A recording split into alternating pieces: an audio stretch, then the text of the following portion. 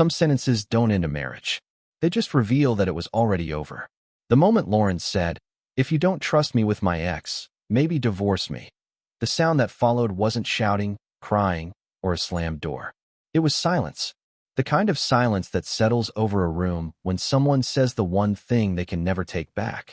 I remember the glow of the pendant lights above our kitchen island. I remember the half-empty glass of iced tea sweating onto a coaster. I remember Lauren standing across from me with her arms folded, confident, irritated, completely certain she knew how the conversation would end. What I remember most is the look on her face when I said one word. "Okay." At first, she laughed. Not because anything was funny, but because she thought I was bluffing. For 16 years, I had been the steady one, the reasonable one, the man who took a breath before speaking, the man who always chose peace over pride. Lauren had seen me walk away from arguments, compromise when I didn't have to, and absorb frustration without turning every disagreement into a battle. She thought that meant I would never leave. Looking back, that was the mistake that changed everything. My name is Nathan Brooks.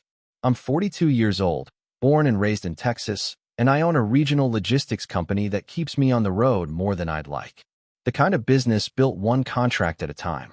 Long hours, early mornings, a lot of miles, and a lot of responsibility. Nothing glamorous, just work. The kind of work that pays the mortgage, keeps the lights on, and lets your kids grow up without worrying whether there will be food on the table. For most of my adult life, I thought that was enough. I thought showing up mattered. I thought loyalty mattered. I thought marriage was two people choosing each other over and over again, even when life got busy. Maybe that sounds old-fashioned now.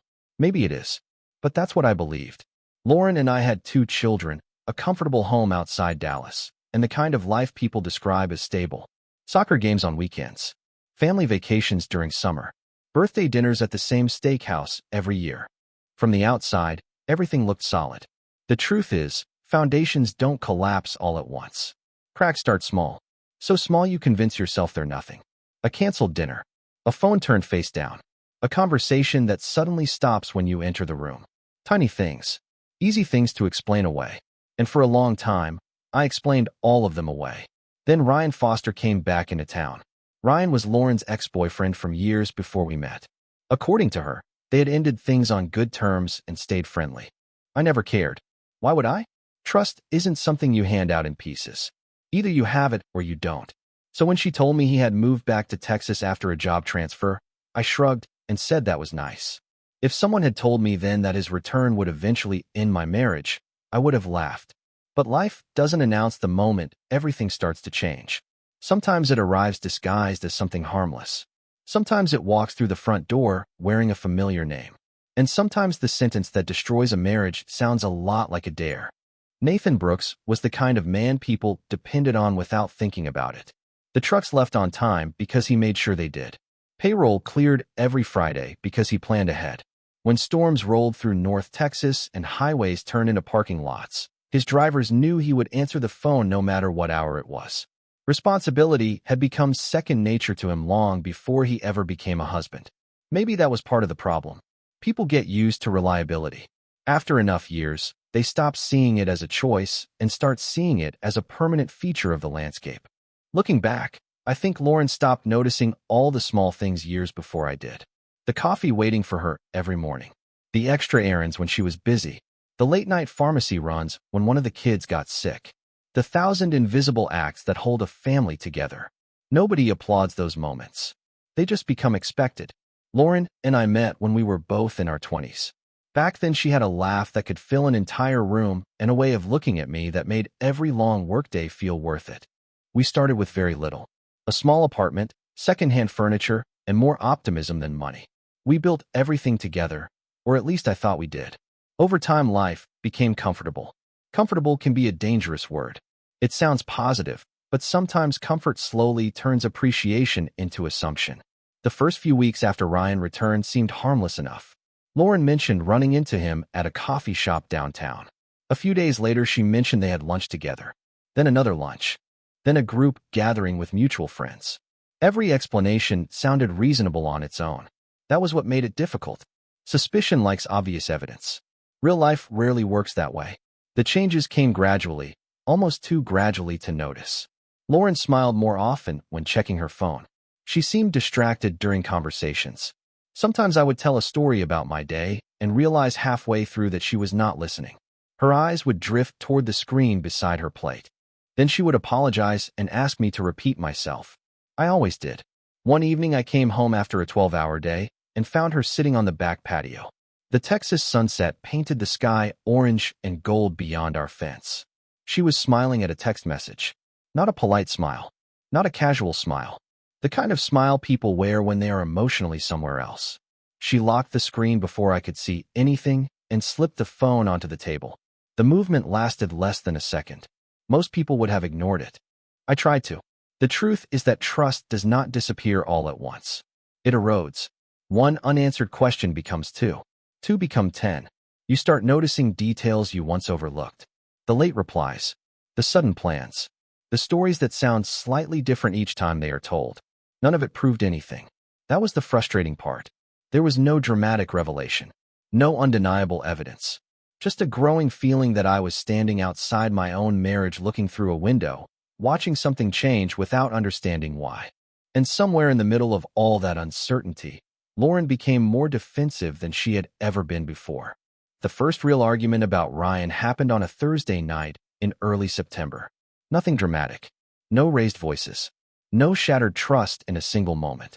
Just two people standing in a kitchen slowly realizing they were no longer having the same conversation. Lauren had come home nearly an hour later than expected. The dinner I made sat cooling on the stove. Outside, warm Texas air pressed against the windows while cicadas buzzed in the darkness beyond the backyard fence. I looked at the clock, then at her. She set her purse on the counter and offered a quick apology. Traffic, she said. An unexpected delay. The explanation should have ended the discussion. Instead, something made me ask a simple question. Were you with Ryan? The silence that followed lasted only a second. Long enough to notice. Short enough to deny. Yes, she answered. We grabbed coffee after work. Her tone immediately shifted. Defensive. Guarded. Like she had already prepared for an argument that had not happened yet. I nodded and told her I was only asking. That should have been the end of it. Instead, Lauren crossed her arms and stared at me. Why does it matter? She asked. It does not, I said. I was just curious. The strange thing about curiosity is that innocent people usually answer it without noticing. Lauren treated it like an accusation. Looking back, that was one of the first moments that truly stayed with me. Not because of what she said, but because of how quickly she assumed the worst. Over the next few weeks, Ryan's name appeared more and more often in our lives. A recommendation he made. A joke he told. A restaurant he liked. Small things. Harmless things. Yet somehow, every conversation seemed to circle back to him. One Saturday morning, we were driving to our son's soccer game. Sunlight spilled across the dashboard, while country music played softly through the speakers. Lauren was scrolling through her phone when she smiled at something on the screen. Ryan sent a picture from his fishing trip, she said. I glanced over. Looks like he had fun. He always loved being outdoors, she replied. There was nothing wrong with the exchange. Nothing I could point to later and call evidence. But something about the way she said it felt different. Familiar. Personal. Like she was talking about someone who occupied more space in her mind than she wanted to admit. Around that time, I started noticing another pattern. Whenever Ryan came up naturally, Lauren seemed relaxed. Whenever I asked questions, she became irritated. The shift was immediate. Why are you asking? Why does it matter? Why are you making this a thing? Each response left me more confused than before. Because I was not making accusations. I was asking ordinary questions about someone who had suddenly become a regular presence in my wife's life. One evening I lay awake staring at the ceiling while the house slept around me. The air conditioner hummed softly through the vents. Somewhere down the hall a floorboard creaked. Beside me, Lauren slept peacefully. I remember wondering when uncertainty had become my nightly companion. I remember asking myself a question I did not want to answer. If everything was truly innocent, why did it feel like I was the only one being asked to prove my trust?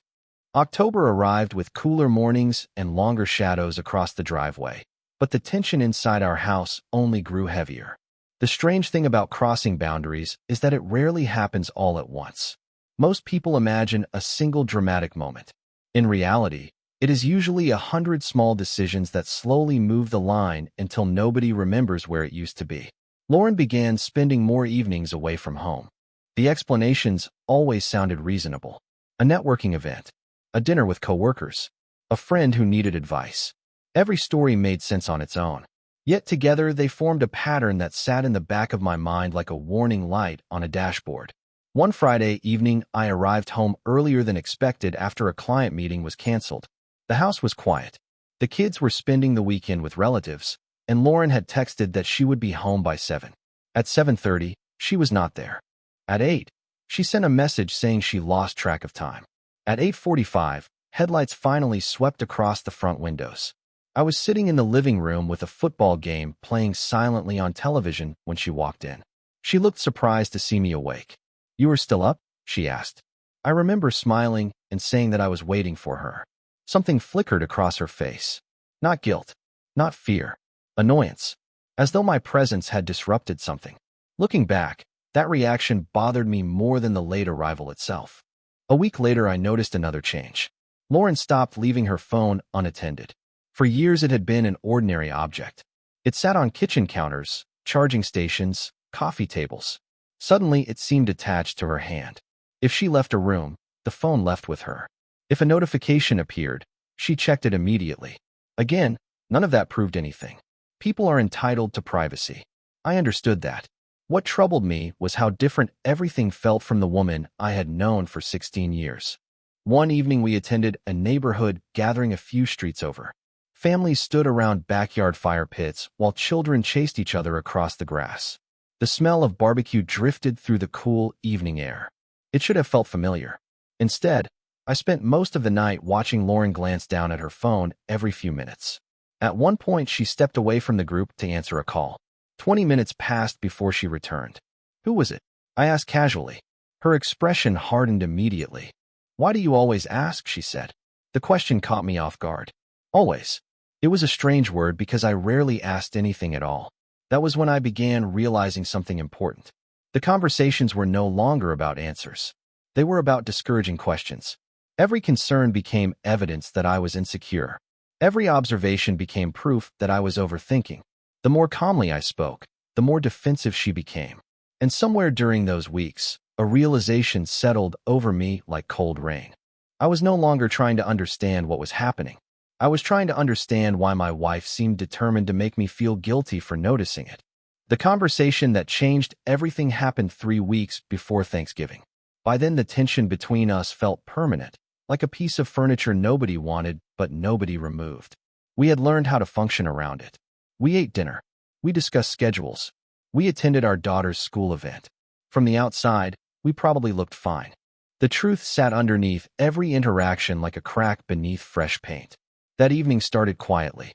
Rain tapped against the kitchen windows while a cold front moved across North Texas.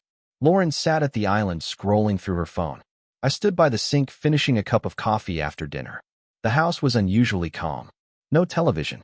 No music. Just the sound of water dripping from the gutters outside. I remember thinking it might finally be a good moment to have an honest conversation. Not an argument. Not a confrontation. Just honesty. "Can I ask you something?" I said. Lauren looked up briefly. "Sure. Do you think your friendship with Ryan has changed our marriage?" For a moment, she simply stared at me. Then she sighed heavily and set her phone on the counter.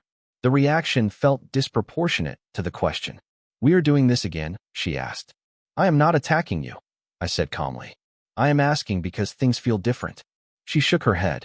"Things feel different because you keep making everything about Ryan." I remember leaning against the counter and taking a slow breath. The strange thing was that I genuinely wanted to understand her perspective. "Then help me understand," I said. "Because from where I am standing, you spend more time texting him than anyone else." Her expression hardened immediately. "That is ridiculous." "Is it?" I asked. "Lauren, I am not accusing you of anything. I am telling you how it looks." The silence that followed felt heavy. Rain continued tapping softly against the glass. Somewhere upstairs, the heating system kicked on with a low hum. Then Lauren laughed. Not warmly, not kindly. It was the laugh of someone who had already decided they were right.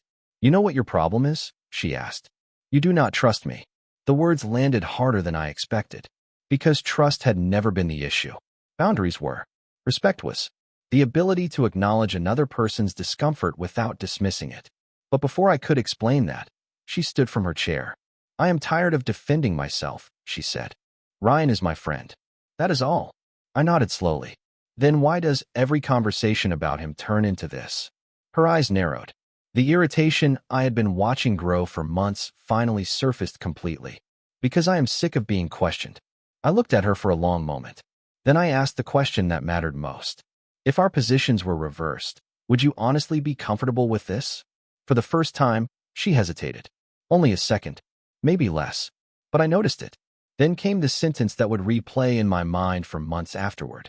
She folded her arms and looked directly at me. If you cannot trust me, maybe we should not be married. The room went completely still. I do not think she understood what she had just said. I do not think she expected me to hear it the way I did. Because in that moment I realized something important. Someone fighting for a marriage does not threaten to end it just to win an argument. For a few seconds neither of us spoke. Rain continued falling outside while the kitchen seemed to shrink around us. Lauren stood there waiting for me to argue, defend myself, or back down. Those had always been the available options. What she did not expect was the fourth one. Acceptance. I looked at her and simply nodded. Okay, I said. The word left my mouth quietly. No anger. No sarcasm. No dramatic speech. Just one calm response. At first she stared at me as if she had misheard. Then she rolled her eyes. Oh please, she said. You know that is not what I meant. But I was not so sure anymore. People reveal themselves in emotional moments. The masks slip. The carefully chosen words disappear. What remains is usually closer to the truth than they realize.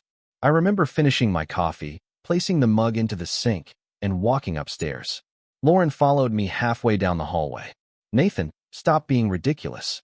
I did not answer. There was nothing left to debate. That was the strange part. For months I had been trying to save conversations, trying to explain concerns, trying to understand. Suddenly, I felt exhausted by all of it. That night, I lay awake staring at the ceiling while Lauren slept beside me. The digital clock on the nightstand changed from 11:47 to 11:48, then 11:49. The house was silent except for the occasional groan of settling wood. Somewhere during those hours a decision settled into place. Not a decision driven by anger. Anger fades. This felt different. Clearer. I realized I had spent months asking whether Lauren was crossing boundaries with Ryan. The better question was why she seemed willing to risk our marriage to defend them. The next morning I left for work before sunrise. Cold November air hung over the parking lot outside my office. Drivers were already arriving for their routes, carrying coffee cups and checking schedules. Normally the rhythm of work grounded me. That day it gave me something else. Perspective. While reviewing contracts, answering calls, and handling shipments, I found myself thinking about patterns. Businesses fail when small problems are ignored too long. Relationships are not much different. By lunchtime, I had made another decision. I called an attorney. Not because I was filing anything that day. Not because I wanted revenge. I simply needed information. Facts. Reality. The consultation lasted less than an hour. I sat across from a woman named Rebecca Langford in a quiet office overlooking downtown Dallas. She listened carefully, asked practical questions, and explained the process without emotion. When I left, I carried a folder under my arm and a strange sense of calm in my chest. For the first time in months, I was no longer waiting for someone else to decide what happened next. At home that evening, Lauren acted as though the argument had never happened. She chatted about work. She discussed Thanksgiving plans. She complained about traffic. I listened politely. What I did not tell her was that something fundamental had changed. The man sitting across from her at the dinner table looked the same, sounded the same. But internally, he had stopped trying to convince someone to choose the marriage. And once that happened, the silence between us became far more dangerous than any argument ever could. The first sign that Lauren sensed something was different came 2 weeks later. Not because I said anything. Because I stopped saying things. I stopped asking where she had been. I stopped questioning late arrivals. I stopped trying to explain how certain situations looked from my perspective. The conversations she once called controlling simply disappeared. At first she seemed relieved. Then she seemed confused. One evening I was reviewing paperwork at the dining room table when she walked in carrying a shopping bag. Normally, she would have launched into a story about her day. Instead, she stood there for a moment watching me. "You have been quiet lately," she said. I glanced up from the documents. "Busy." She waited for more. Nothing came. The truth was that my energy had shifted. I was no longer investing it into arguments that went nowhere. I was investing it into understanding my options, into protecting my future, into accepting a reality I had resisted for months. Around that time, I began noticing something unexpected. The less attention I paid to Ryan, the more often Lauren mentioned him. It was subtle at first. A story about something he said, a recommendation he made, an event he attended, almost as if she expected a reaction. When none came, she seemed unsettled. Looking back, I think she had become accustomed to occupying the center of the conversation. Suddenly, the conversation was gone. One Saturday morning, she found me organizing financial records in my home office. Sunlight streamed through the blinds, casting narrow bars of light across the desk. She leaned against the doorway and asked what I was doing. Just updating files, I answered. That was technically true.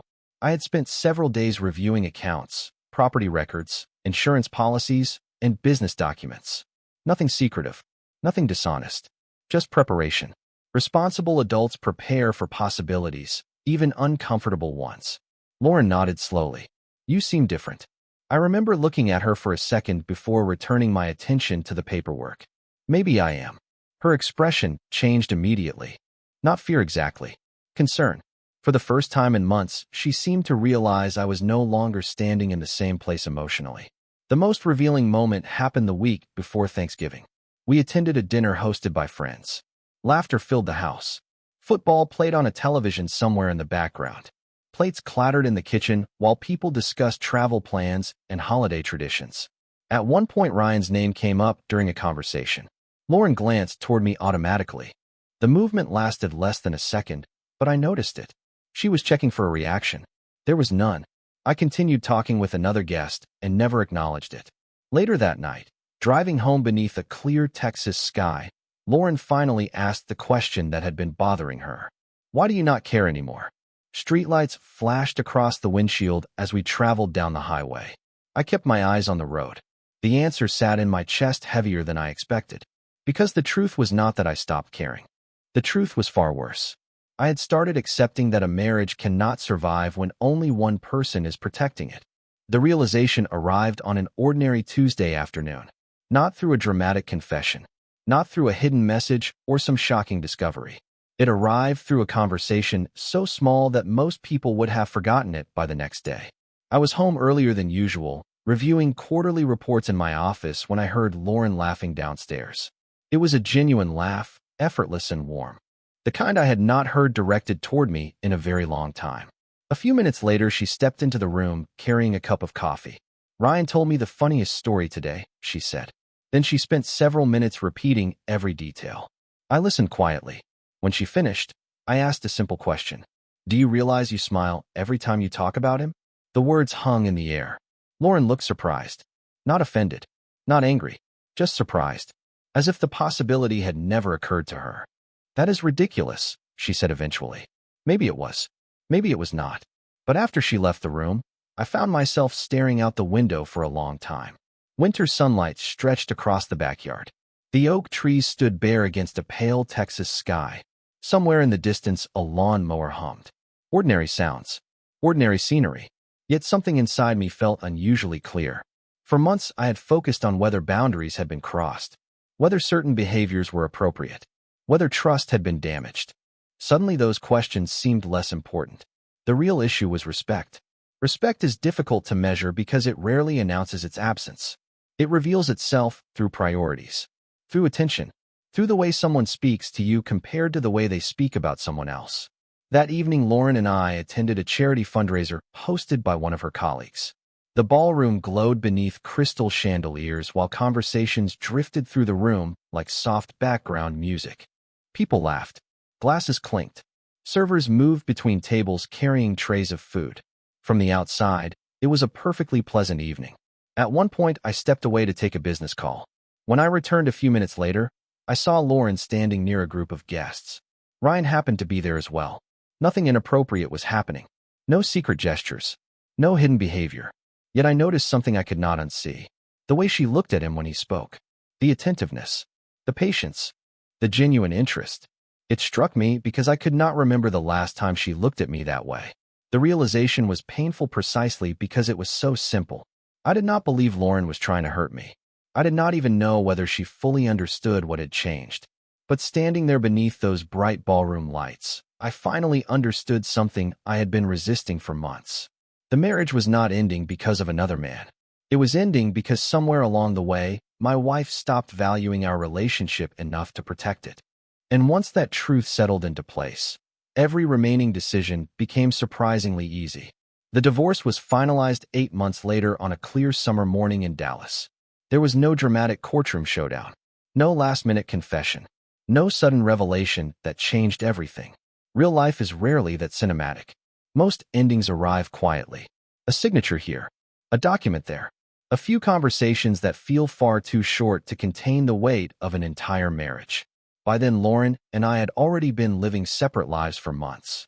The hardest part had not been the paperwork. It had been accepting what the paperwork represented. 16 years reduced to a file folder sitting on a conference table. Yet as I walked out of that building and into the warm Texas sunlight, I felt something unexpected. Relief. Not happiness. Not celebration. Relief. The kind that comes when a storm finally passes and you realize how exhausted you have been from standing in the rain. The following year became one of rebuilding. I focused on my children. I focused on my business. I focused on friendships I had neglected while trying to save a marriage that no longer wanted saving. Little by little, life expanded again. Weekend fishing trips, family dinners, long drives across Texas with the windows down and country music playing through the speakers. Simple moments that reminded me who I was before every conversation became a negotiation. Lauren reached out several times during that first year. Sometimes it was about practical matters. Sometimes it was not. One afternoon, she asked if we could meet for coffee. We sat across from each other in a quiet cafe not far from where we had once lived together. The woman across the table looked familiar and unfamiliar at the same time. Older, sadder, more reflective. At one point, she looked down at her cup and asked whether I ever regretted my decision. I remember thinking carefully before answering. No, I said. I regret that we got here, but I do not regret leaving once we did. She nodded slowly. Neither of us spoke for a while after that. Some conversations do not need more words.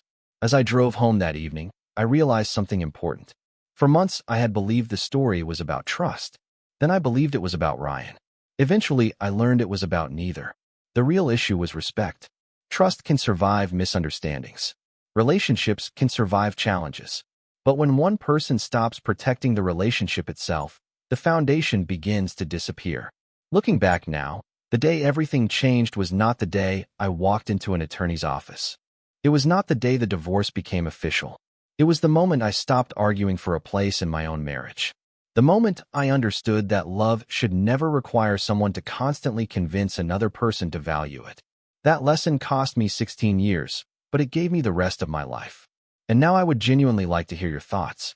If you had been in my position, what would you have done? Would you have stayed and kept fighting, or would you have made the same choice? Share your perspective in the comments because every story sounds different through someone else's experience.